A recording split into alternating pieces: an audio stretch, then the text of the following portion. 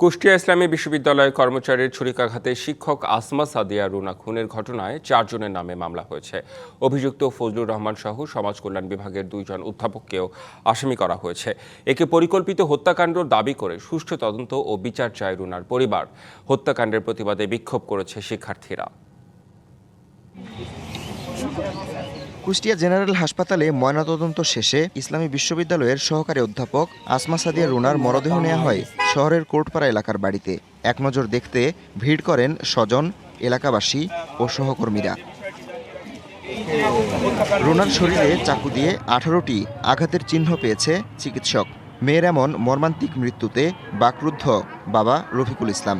এই হত্যাকে পরিকল্পিত বলছে স্বজনরা। এটা আসলে কোনো স্বাভাবিক হত্যাকাণ্ড না, এটা পূর্ব পরিকল্পিত। আমার যে বড় ক্ষতি হলো এটা তো কেউ পূরণ করতে পারবে না, তারপরও সুষ্ঠু বিচার হোক, ন্যায় বিচার হোক। ইসলামী বিশ্ববিদ্যালয়ের সমাজ কল্যাণ বিভাগের সভাপতি ও সহকারী অধ্যাপক ছিলেন আসমা সাদিয়া রুনা।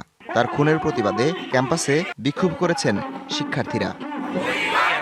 এবার নগদে পাচ্ছেন হেলিকপ্টার অফার, তাই কেনাকাটার পেমেন্ট নগদে করুন আর বুঝে নিন 2000 টাকারও বেশি ক্যাশব্যাক সহ হেলিকপ্টার রাইড। পেমেন্ট শুরু করুন আজই।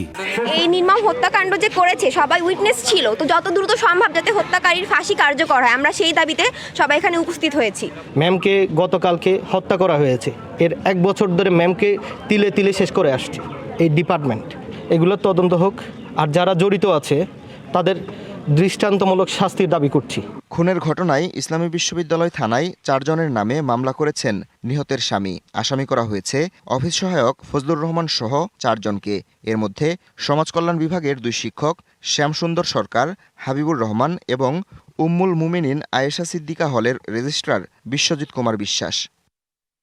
শিক্ষকের ওপর হামলার পর নিজের গলায় ছুরিকাঘাত করে আত্মহত্যার চেষ্টা করা অফিস সহায়ক ফজলুর রহমানের অবস্থাও সংকটাপন্ন। DBC news desk.